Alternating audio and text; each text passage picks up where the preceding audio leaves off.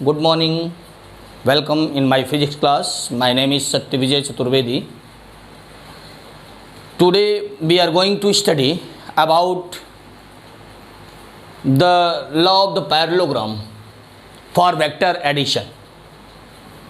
In previous video you watched about what is the vector quantity, what is the scalar quantity, and triangular law of vector addition and vector shifting.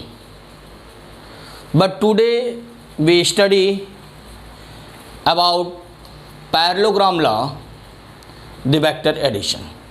In this law you watched when two vectors,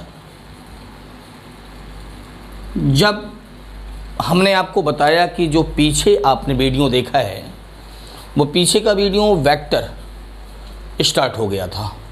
chapter का जो नाम है आपके chapter name is the plane motion, motion in a plane. ये 2D motion का example है plane motion. उसी में आपका जो टॉपिक आने वाला है वो है प्रोजेक्टाइल मोशन, सर्कुलर मोशन। ये 2D मोशन का एग्जाम्पल है। जो प्रीवियस चैप्टर्स थे, इसके पहले का जो चैप्टर्स आपने पढ़ा था वह चैप्टर था motion in a straight line. उसे 1 डायमेंशन मोशन आपने कहा था। 2D मोशन में प्लेन मोशन था। प्लेन मोशन की फर्स्ट टॉपिक मैंने पिछले वीडियो में स्टार्ट की थी, वह vector, scalar and triangular law of vector addition आपने जान लिया था।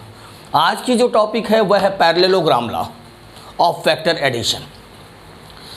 सपोज करता हूं कि दो वेक्टर एक पॉइंट पे वर्क कर रहे हैं, vector P and vector Q। यहां पे मैंने टेल से टेल को कनेक्ट किया है, तो इसका रिजल्ट क्या होगा? If two vector working at a point which is adjacent side of a parallelogram, then its result is the diagonal of parallelogram. अगर एक पॉइंट पर दो वेक्टर ऐसा वर्क कर रहे हों जो किसी पैरेललोग्राम के एडजेसेंट साइड को रिप्रेजेंट करते हों, पैरेललोग्राम का एडजेसेंट साइड रिप्रेजेंट करता हो, तो जो इसका रिजल्ट आएगा वह डायगोनल होगा इसका। ओके, यही है पैरेललोग्राम लॉ, वेक्टर आर होगा।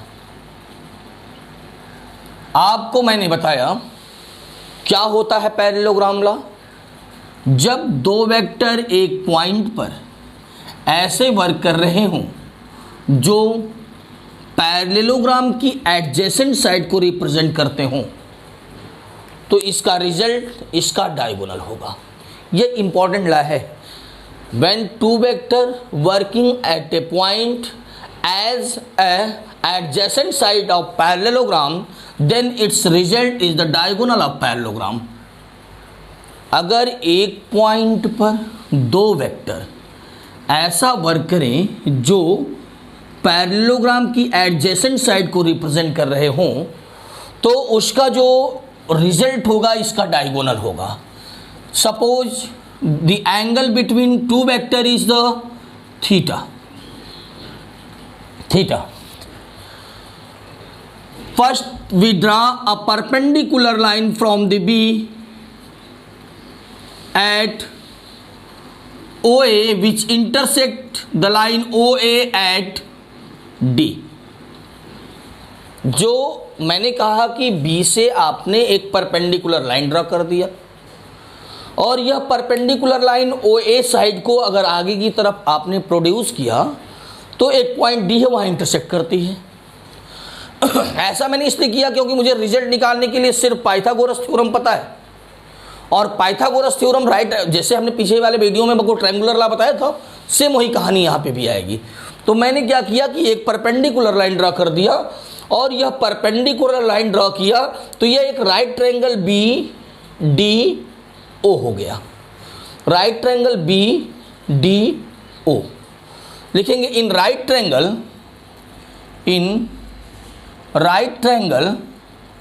बी डी ओ, BDO में आपको क्या पता है, पाइथागोरस थ्योरम पता है। Hypotenuse square means OB square is equal to perpendicular square means BD square plus OD square, BD square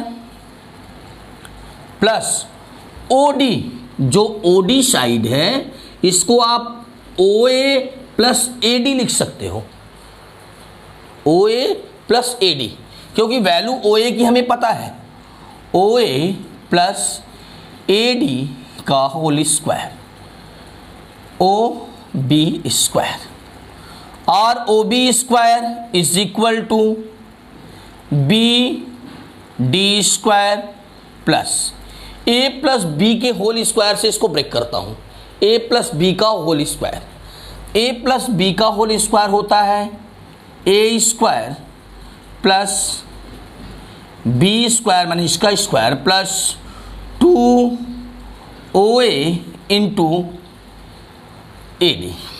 okay, यह आपका इक्वेशन फर्स्ट मैंने सपोज कर लिया, लेकिन यहाँ पे एक कहानी अलग होगी। वह यह होगी कि we do not know about the side of BD। यहाँ पे BD की वैल्यू आपको पता नहीं है, फिर AD की भी वैल्यू नहीं पता है, तो first we find the value of the BD and AD। First we find the value of BD and AD। This angle is theta, OABC is the parallelogram. So this line OC parallel to AB and OA is the transversal line, so this angle is equal to this because this is the corresponding angle. यह angle इसके equal हो गया क्योंकि यह line इस line के parallel थी और यह ट्रांसवर्सल लाइन इसको इंटरसेक्ट कर रही है, तो यह एंगल इसके इक्वल होगा, करस्पॉन्डिंग एंगल है। अब आप आओगे राइट ट्रायंगल BDA। इन राइट ट्रायंगल BDA में आपको क्या मिलने वाला है, BD अपॉन आपको पता है पैरेललोग्राम की अपोजिट साइड इक्वल और पैरेलल होती है, इसलिए यह भी Q होगा जिसका मैग्नीट्यूड हम Q लिख सकते हैं। ओके, तो हम लिखते हैं BD अपॉन हाइपोटेन्यूज AB, जो थीटा के लिए क्या बना, perpendicular upon hypotenuse is equal to sine theta. So BD is equal to AB sine theta. The value of AB की वैल्यू Q साइन थीटा। यह वैल्यू ऑफ BD आ गई, BD की वैल्यू आपको पता हो गई। इसी ट्रायंगल में अभी हम AD भी फाइंड कर सकते हैं, तो AD अपॉन हाइपोटेन्यूज Q है is equal to means base upon hypotenuse is equal to cos theta. किसी को कोई प्रॉब्लम यहाँ तक?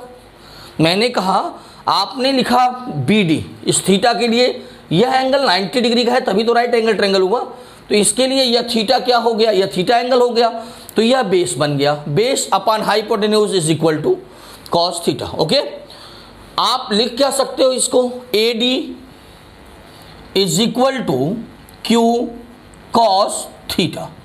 BD की वैल्यू एंड AD की वैल्यू को आप सब्स्टिट्यूट कर दो इक्वेशन फर्स्ट में, putting this value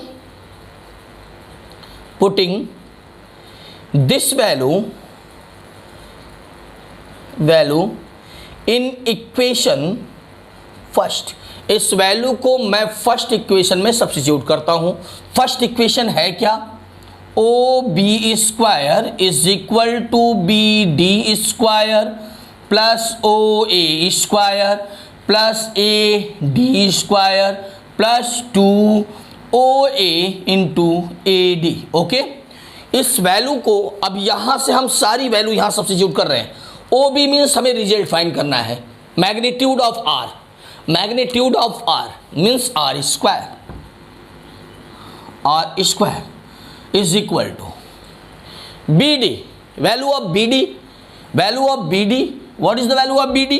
B D is equal to Q sine theta, so we can write Q sine theta whole square plus O A means magnitude of P means P square है तो इसलिए square मैंने लिखा, plus A D, the value of A D, value of A D Q cos theta, Q cos theta whole square plus 2 O A means P into A D means Q cos theta.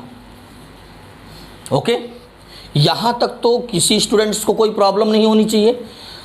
The value of R square is equal to, in this process we can common the value of Q, sorry we can common the q, so remaining part is the sin theta, sin square theta square, so here is square, q sin का whole square तो q square sin square theta, q square is common, q square sin square theta plus cos square theta plus p plus 2p q cos theta। Okay, यहाँ तक तो किसी students को problem नहीं।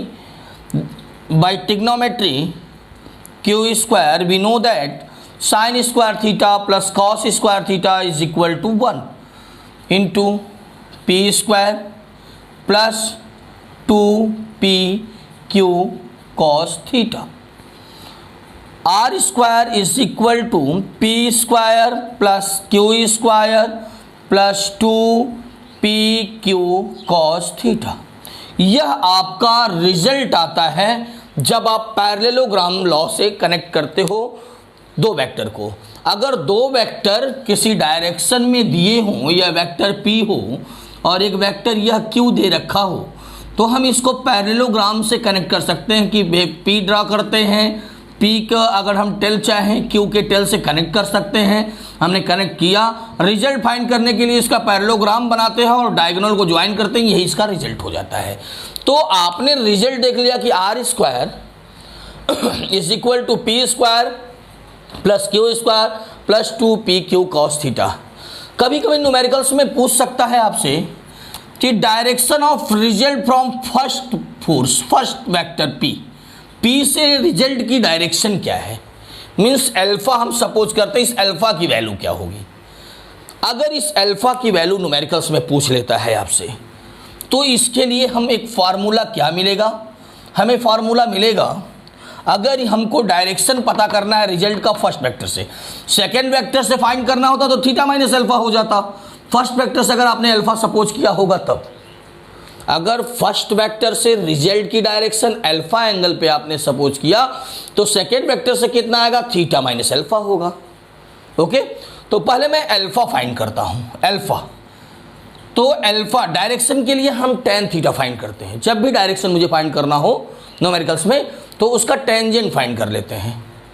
Direction के लिए हम टेंजेंट फाइंड करते हैं, तो tan अल्फा फाइंड करते हैं।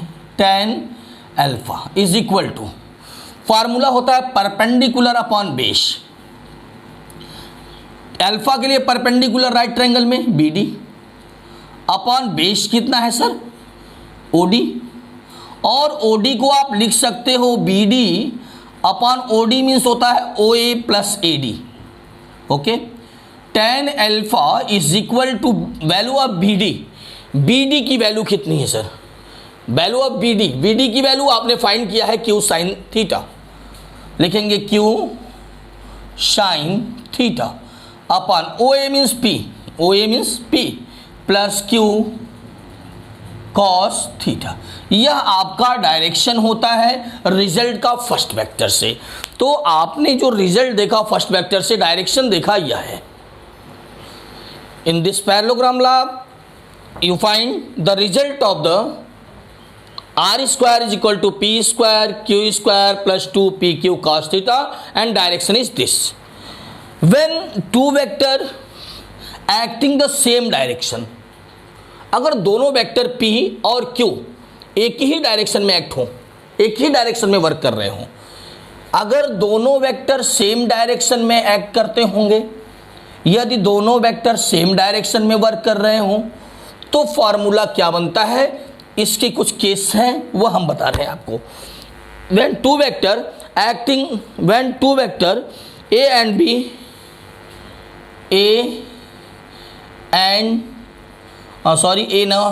P and Q acting same direction, acting same direction, अगर एक ही डायरेक्शन में है तो थीटा की वैल्यू कितनी हो जाएगी, 0 डिग्री।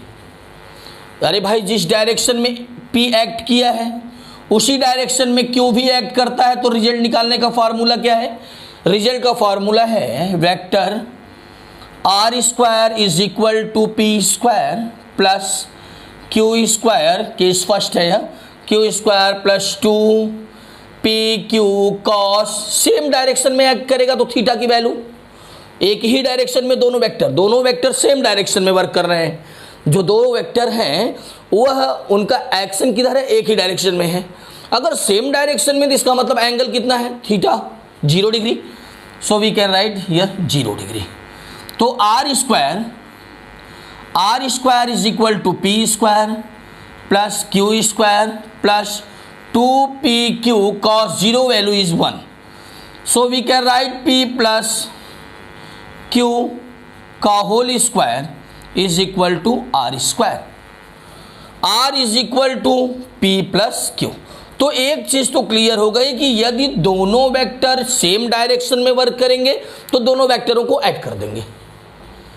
अगर दो वेक्टर एक ही डायरेक्शन में वर्क कर रहे हों, दोनों वेक्टर की डायरेक्शन सेम हो, तो आप डायरेक्ट रिजल्ट फाइंड कर सकते हो कि R is equal to P plus Q।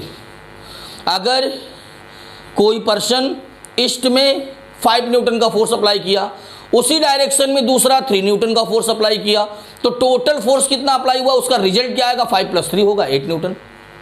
ठीक है, दोनों को ऐड कर देते हैं अगर सेम डायरेक्शन में वर्क हो रहा हो तो। यदि उनका डायरेक्शन अपोजिट है, if theta is equal to 180 degree, अगर थीटा की वैल्यू, अगर दोनों वेक्टर अपोजिट डायरेक्शन में वर्क करते हो, acting the opposite direction, when two vector P and Q acting opposite direction, opposite direction में वर्क करते हो, उस कंडीशन में यह फॉर्मूला क्या बनेगा, केस सेकेंड देखिएगा sir. Then R square is equal to P square plus Q square plus 2PQ cos 180 degree, R square is equal to P square plus Q square plus 2PQ cos 180 means 90 + 90, cos 90 + 90, 180 की value find करना है, मुझे value याद नहीं, तो मैंने क्या किया, cos 90 + 90 लिख सकते हैं, and cos 90 + theta minus sine theta, cos 90 + theta minus sine theta. तो R square is equal to P square plus Q square minus 2PQ sine 90 degree, okay, and sine 90 value is 1, so R square is equal to P square plus Q square minus 2PQ, and cos 90 value is 1, so we can write R square is equal to P minus Q का whole square, ये formula है, A square plus B square minus 2AB, so R is equal to P minus Q। अगर दोनों vector opposite direction में work करते हो तो दोनों को माइनस कर दीजिएगा, सिंपल में चीज। 5 न्यूटन का ईस्ट में वर्क किया, 3 न्यूटन का वेस्ट में वर्क कर रहा है फोर्स, तो उसका रिजल्ट कितना आएगा, 5 - 3 मीन्स 2 न्यूटन। शॉर्ट में आप यूज कर सकते हैं यह, ओके, कोई प्रॉब्लम नहीं ना। मैंने क्या किया, अगर दोनों वेक्टर सेम डायरेक्शन में वर्क कर रहे हो, दोनों को मैंने प्लस किया, अपोजिट वर्किंग हो इसकी तो माइनस किया। अगर दोनों परपेंडिकुलर वर्क कर रहे हो तो थीटा की वैल्यू 90 डिग्री रखेंगे, ठीक है। अगर दोनों परपेंडिकुलर वर्क कर रहे हो, दोनों फोर्स एक ही 90 डिग्री पे एक्शन पे हो, मीन्स 90 डिग्री का फोर्स, 90 डिग्री पे फोर्स अप्लाई कर रहे हो, तो उस कंडीशन में जो रिजल्ट होता है R square is equal to P square plus Q square plus 2PQ cos 90 and cos 90 value is 0, so we can find R square is equal to P square plus Q square। यह result है। जब दोनों 90 degree पे work करते हैं तो Pythagoras theorem apply करके भी आप उसका रिजल्ट फाइंड कर सकते हैं। तो यह रिजल्ट फाइंड करने का तरीका रहा कि आप दो वेक्टर को कैसे ऐड कर सकते हैं पैरेललोग्राम लॉ से। तो यह दो वेक्टरों का रिजल्ट रहा, कैसे फाइंड करना है आइए कुछ न्यूमेरिकल्स इससे करते हैं। अब इस लॉ से रिलेटेड जो हमने पैरेललोग्राम लॉ आपको बताया है, इस लॉ से रिलेटेड कुछ न्यूमेरिकल्स हम सॉल्व करते हैं, छोटे से छोटे न्यूमेरिकल्स। हम छोटे न्यूमेरिकल से बड़े न्यूमेरिकल की तरफ धीरे धीरे चल रहे हैं। आज मैंने आपको ओनली वन केवल पैरेललोग्राम लॉ पढ़ाया। वेक्टरों को ऐड करने का ट्रायंगुलर लॉ पिछले वीडियो में रहा होगा और यह पैरेललोग्राम लॉ है। वैसे ज़्यादातर यूज़ मैं पैरेललोग्राम लॉ का ही करके वेक्टर फाइंड करूँगा, रिजल्ट फाइंड करूँगा। जैसे एक न्यूमेरिकल है, a body is simultaneously given two velocities, one is 30 meter due to east and other is 40 meter north. Find the result of resultant velocity. Given two velocity, one velocity in the direction of east 30 meter per second and other velocity in the direction of north which value is the 40 meter per second. What is the result of this velocity? इस result की velocity क्या होगी? तो वैसे तो connect करने का तरीका आपने जाना कि आगे फर्स्ट वेक्टर के हेड से दूसरे का टेल कनेक्ट करके भी हम वैल्यू निकाल सकते हैं पाइथागोरस थ्योरम, क्योंकि 90 डिग्री पे है। लेकिन हमने क्या किया, इसको शिफ्ट कर दिया। First we draw the velocity VA 30 meter per second. ए के, क्योंकि हमको जो एंगल होता है 90 से 90 किसके बीच का एंगल होना चाहिए, वह एंगल हेड टू हेड या टेल टू टेल होना चाहिए। यह मैंने आपको सेप्टिंग में बताया था पिछले वीडियो में। तो यह ईस्ट में जा रहा था 30 मीटर पर सेकेंड से, फिर वह नॉर्थ में चल रहा है। यहाँ हेड से जोड़ेंगे तो उसका टेल हो जाएगा, लेकिन हमको हेड टू हेड एंगल चाहिए या टेल टू टेल एंगल चाहिए। तो यह क्या हो गया, 40 metre per second. Result find करने के लिए मैं इसका पैरेललोग्राम कंप्लीट करता हूं। यह पैरेललोग्राम बन गया और इसका रिजल्ट इसका डायगोनल हो जाता है, यह आर। तो इसके रिजल्ट के लिए यह एंगल कितना डिग्री का हुआ दोनों के बीच का, मीन्स थीटा की वैल्यू 91 ईस्ट में जा रहा है और दूसरा नॉर्थ में है। तो इस रिजल्ट का फाइंड करने का मैंने कुछ फार्मूला आपको बता रखा है। फार्मूला होता है R square is equal to P square plus Q square plus 2PQ cos theta. इसमें हम वैल्यू सब्स्टिट्यूट करते हैं। P मीन्स 30 का square plus Q means 40 square plus 2 into 30 into Q means 40 into cos 90 degree. अब इसको आप solve करते हो तो R square is equal to 30 square 900 and 40 square 1600 plus cos 90 की वैल्यू 0। यह पूरा प्रोसेस 0 हो जाएगा। किसी को प्रॉब्लम तो नहीं इस न्यूमेरिकल में? मैंने लिखा R square is equal to 2500। R is equal to, so R is equal to 25, R square is equal to 2500, then R is equal to square root 50 meter per second. अच्छा, इस numericals को हम चाहते तो direct लगा सकते थे Pythagoras से। पीछे भी मैंने इसका लॉ बताया था, ए के हेड से बी का टेल कनेक्ट करते हैं और रिजल्ट फाइंड करने के लिए मैं क्या करता हूँ, पहले दूसरे के टेल को पहले के हेड से ज्वाइन करता हूँ। ये राइट एंगल ट्रायंगल था, इसलिए यहाँ तो इजी निकल सकता था कि 40 स्क्वायर प्लस 30 स्क्वायर का स्क्वायर रूट ले लेते तो भी आ जाता रिजल्ट। लेकिन मैंने कहा कि मैं हर जगह पैरेललोग्राम लॉ का यूज़ करूँगा ताकि आपको कोई कन्फ्यूज़न न रहे। हर किसी भी न्यूमेरिकल्स में मैं पैरेललोग्राम से ही सॉल्व करूँगा। तो यह वैल्यू आया 50 मीटर पर सेकेंड। यह फर्स्ट न्यूमेरिकल आपका था। सेकेंड न्यूमेरिकल्स क्या है, जैसे सेकेंड न्यूमेरिकल्स कहा है कि आपका जो सेकेंड न्यूमेरिकल है, 2 force is 5 Newton and 7 Newton act on a particle with the angle of 60 degree. Given a particle where two forces acting, first force is the 5 Newton and in this particle other force acting 7 Newton and angle between this is the 60 degree. What is the resultant? Question में कहा था कि एक particle है, उस particle पे एक 5 Newton का फोर्स और एक 7 न्यूटन का फोर्स 60 डिग्री पे एक्ट हो रहा है। यह न्यूमेरिकल है आपका। मैंने कहा ना, अब यहाँ पे आप राइट ट्रायंगल नहीं लगा सकते, इसीलिए मैं कह रहा हूँ कि पैरेललोग्राम लॉ हर जगह वैलिड। आप रिजल्ट फाइंड करना है वेक्टर क्वांटिटी में तो पैरेललोग्राम लॉ का यूज़ करो, वह सिंपल है, हर जगह वैलिड है, हर जगह इसका यूज कर सकते हैं। तो इस बार एंगल 60 डिग्री हो गया तो कोई प्रॉब्लम नहीं मेरे को, मैं 60 डिग्री से भी इसको फाइंड कर सकता हूँ। 5 न्यूटन का इस पार्टिकल पे फोर्स अप्लाई हुआ, 60 डिग्री पे 7 न्यूटन का भी इसी पार्टिकल पे एक्ट हुआ, तो इसका रिजल्ट क्या होता है? इसका रिजल्ट, मैं इसका पैरेललोग्राम बनाता हूँ और इसका रिजल्ट पैरेललोग्राम का डायगोनल होता है, यह होता है।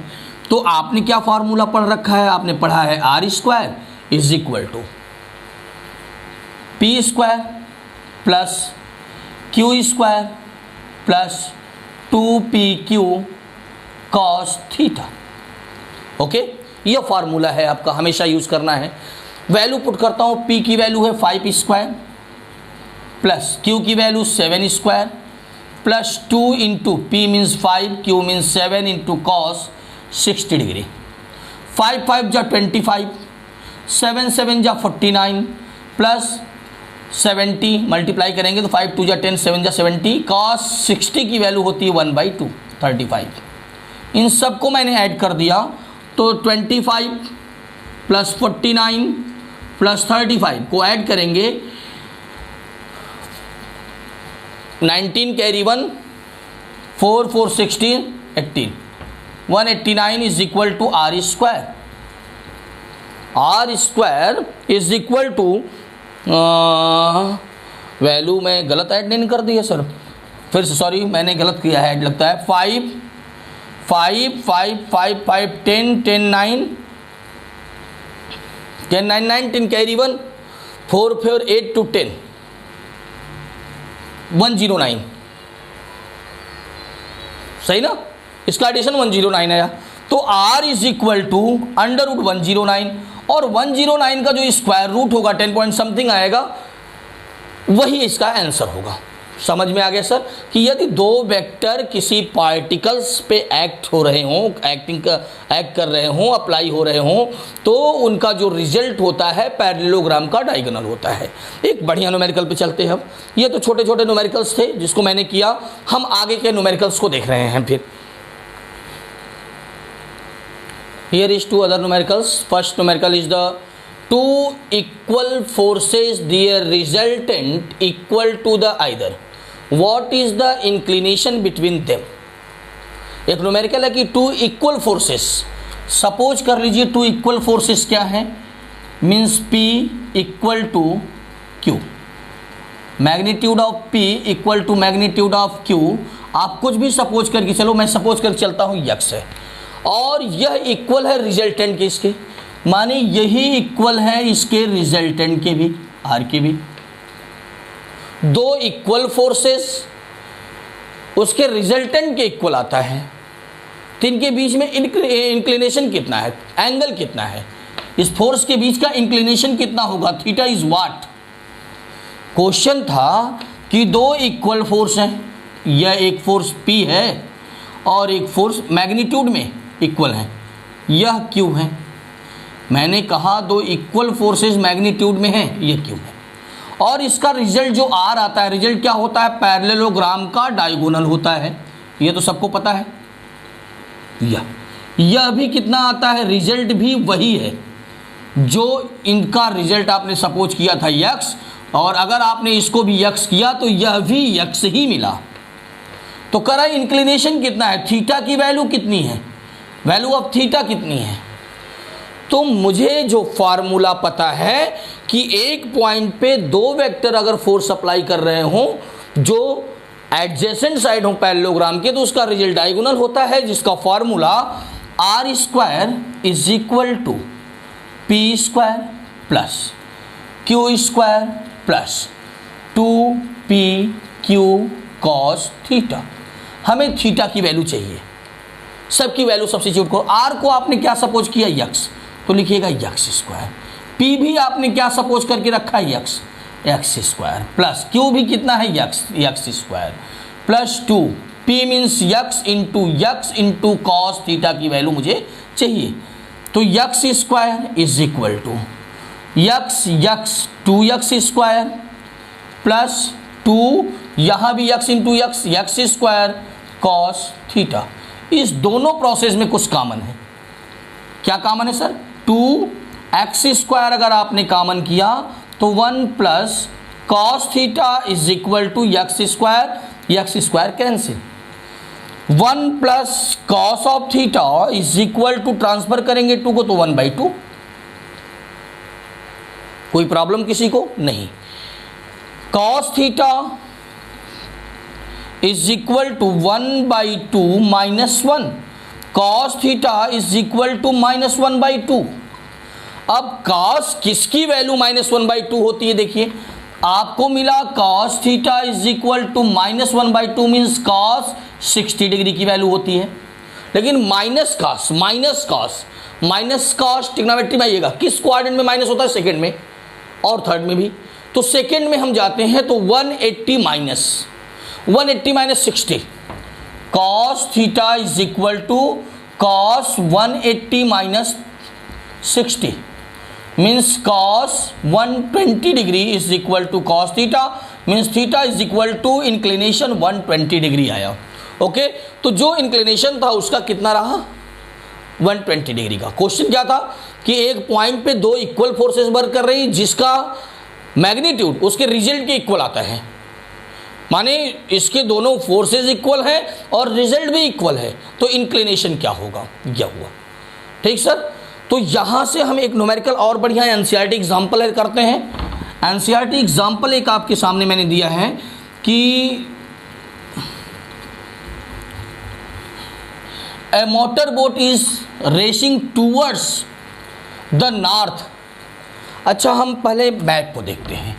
मैप में यह डायरेक्शन मेरी ईस्ट होती है, यह वेस्ट होती है, यह नॉर्थ है और यहाँ साउथ है। मैं ऐसा करके चलता हूँ, जब भी मैं मैप पढ़ता हूँ तो मैंने यहाँ पे ईस्ट लिखा होगा, वेस्ट लिखा होगा, नॉर्थ एंड साउथ। अब हम न्यूमेरिकल पे आते हैं।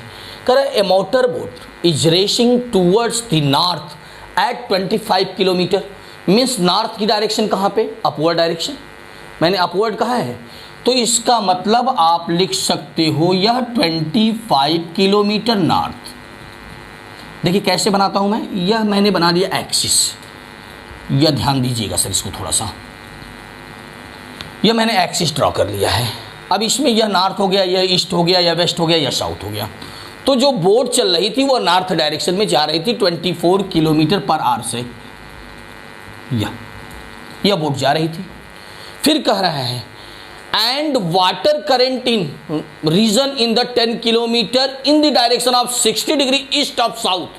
साउथ से 60 डिग्री में ईस्ट की तरफ वाटर फ्लो करता है, साउथ से ईस्ट की तरफ, साउथ यह है, इससे ईस्ट में, साउथ से ईस्ट के डायरेक्शन में 60 डिग्री पे वाटर फ्लो कर रहा है। यह जैसे रिवर में हम चल रहे थे नॉर्थ डायरेक्शन में, और जो रिवर का फ्लो था वह ईस्ट डायरेक्शन में साउथ से 60 डिग्री पे था, यह मैंने दिखा दिया 60 डिग्री पे है। और इसकी स्पीड भी दे रखा है 10 किलोमीटर पर आवर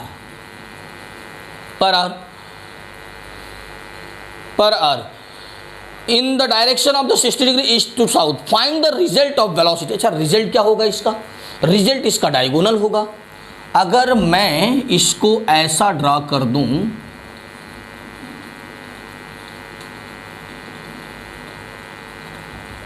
या अब यही इसका क्या हुआ, डायगोनल हो गया आर। ओके, तो हमें इसके बीच का एंगल तो पता होना चाहिए क्या होगा, जरूरी नहीं कि यहीं पे आएगा। मैं इसको कुछ अलग भी ड्रा, अच्छा रहने दीजिए, इसको न दिखा के मैं कहीं अलग दिखाता हूँ, नहीं तो कन्फ्यूज़न बना रहेगा आपको। यह 60 डिग्री पे फ्लो करता है, यह इसका डायगोनल का रिजल्ट यह होता है, तो हम इसको पैरेललोग्राम लॉ से सॉल्व करते हैं।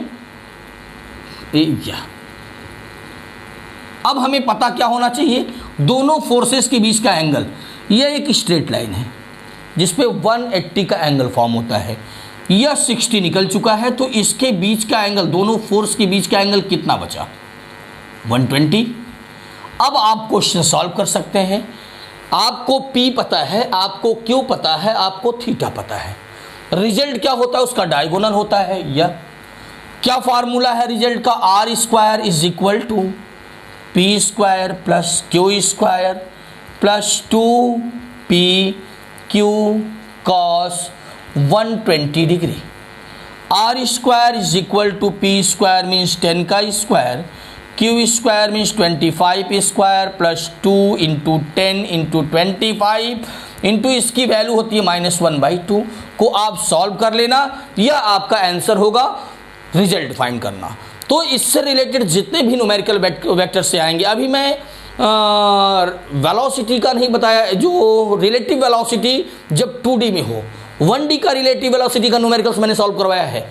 2D का मतलब जैसे अगर रेन हो फॉल कर रही है, बारिश हो रही है, उस कंडीशन में आप अम्ब्रेला को किधर की तरफ मूव कराओगे जिससे आप बच सकते हो।